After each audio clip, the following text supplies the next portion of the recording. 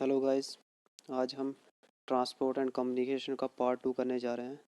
इसमें हम rail transport के बारे में करेंगे, जानेंगे रेल ट्रांसपोर्ट के बारे में कि हिंदुस्तान में रेल ट्रांसपोर्ट कब शुरू हुआ था। इन 1853 जो 1853 में क्या हुआ था, फर्स्ट रेल स्टार्ट हुई थी बॉम्बे टू थाने के बीच में, जिसका डिस्टेंस 34 किलोमीटर था। इंडियन रेलवे जो है दुनिया में 4th नंबर पे इंडियन रेलवे का नेटवर्क है विद रूट लेंथ ऑफ, जिसकी रूट लेंथ कितना है 68,155 kilometre. Indian railway is divided into 17 zones. जो इंडियन रेलवे है 17 जोन्स में डिवाइडेड है। गेज इन इंडियन रेलवे, जो इंडियन रेलवे में गेज यूज़ होते हैं उसकी उसके बारे में जानते हैं हम क्या क्या होता है। Broad gauge, in broad gauge the distance between rail is 1.6676 metre. जो ब्रॉड गेज होते हैं उसके उनके बीच का डिस्टेंस 1.676 मीटर होता है। The total length of broad gauge lines in India is 55,188 kilometre in 2011। अभी तो बढ़ गया होगा, 11 में इतना 55,188 किलोमीटर था। Metre gauge, in metre gauge the distance between rail is 1 metre. जो मीटर गेज होता है उसमें रेल के बीच का डिस्टेंस होता है वो 1 मीटर होता है।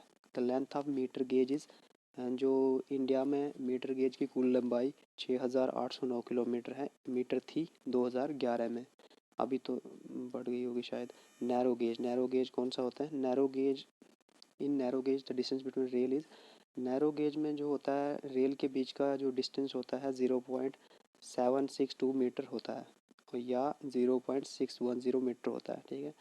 The total length of narrow gauge lines in India is 2,463 kilometre in 2011। This category of railway lines is mostly found in hilly area.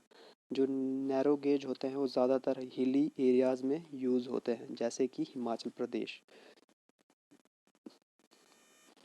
Konkan railways, Konkan railways जो कोंकण रेलवेज इट कंस्ट्रक्ट कब हुई थी? 1998 में। It is a 760 kilometre long rail route which connect Roha in Maharashtra to Mangalore in Karnataka.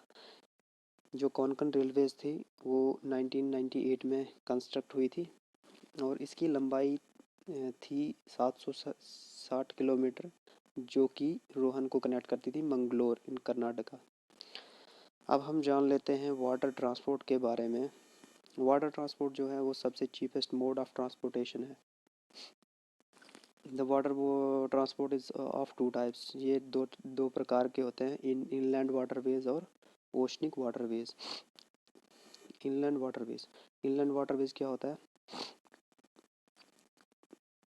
Inland waterways. The total length, navigable length is 14,500 kilometer, out of which 520 kilometer of river and 4,000 of canal can be used by merchandise craft. जो India में inland waterways हैं उनकी लंबाई है 14,500 kilometre. उसमें से 5,200 kilometre reverse पे हैं और 4,000 क्या है, कैनाल्स हैं, और उनको यूज़ किया जाता है ट्रांसपोर्टेशन के लिए डिफरेंट मर्चेंडाइज क्राफ्ट को।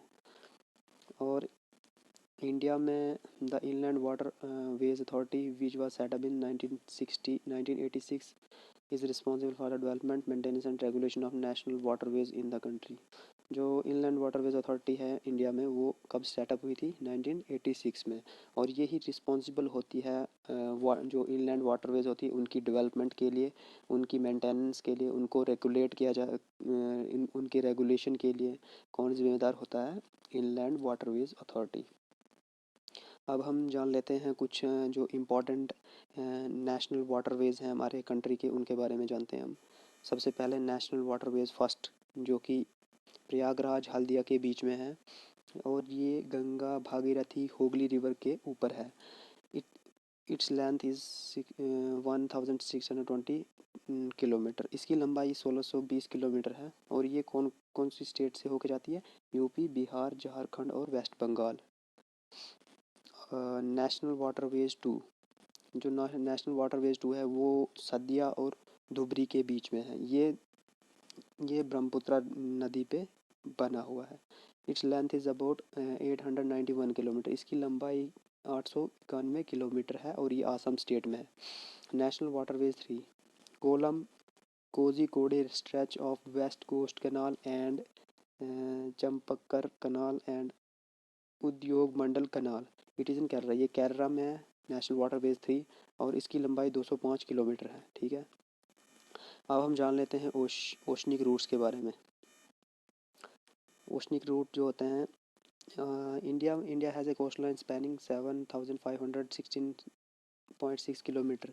इंडिया की जो टोटल कोस्ट लाइन है वो है 7516.6 kilometre. Around 95% of Indian trading by volume and 70% by value is done through maritime transport। जो भारत में 95% जो ट्रेड होता है बाई वॉल्यूम किसके थ्रू होता है? मारीटाइम ट्रांसपोर्ट के थ्रू होता है। और 70% होता है बाई वैल्यू के थ्रू, बाई वैल्यू। जितना भी ट्रांसपोर्ट होता है उसकी 70% बाई वैल्यू कहाँ मारीटाइम ट्रांसपोर्ट से होता है। It is serviced by 13 major port and 187 notified minor and intermediate ports। हमारी कंट्री में 13 मेजर पोर्ट्स हैं और 187 नोटिफाइड माइनर कुछ छोटे पोर्ट्स हैं हमारी कंट्री में। इनके थ्रू ये ट्रांसपोर्ट किया जाता है। अब जान लेते हैं एयर ट्रांसपोर्टेशन के बारे में। Air transport is the fastest method of transportation. ये तो पता ही होगा आपको, सबसे फास्टेस्ट मोड है ट्रांसपोर्टेशन का। Air transport in India was started in 1911। Air transport India में सबसे पहले स्टार्ट हुआ था 1911 में। और जिसका डिस्टेंस कितना था? 10 किलोमीटर। एयर मेल स्टार्ट हुई थी बिटवीन इलाहाबाद टू नायरन। The Airport Authority of India is responsible for providing safe, efficient air traffic and aeronautical communication service in Indian airspace। भारत में Airport Authority of India responsible होती है इसके maintenance के लिए, इसके सेफ एफिशिएंट एयर ट्रैफिक को मेंटेन करने के लिए कौन होता है? Airport Authority of India. It manage 126 airport including international 86 domestic and 29 civil enclave at defense airfield। और ये 126 airport, international airport, 86 domestic airport और 29 इनक्लेव्स डिफेंस एयरफील्ड को मैनेज करता है। There are two corporations, Air India and Indian Airlines, which manage in air transport in India. Both corporations were nationalized in 1953। हमारी country में दो बहुत ही important corporations हैं, air India और इंडियन एयरलाइंस, जो मैनेज करती हैं एयर ट्रांसपोर्ट को इंडिया में।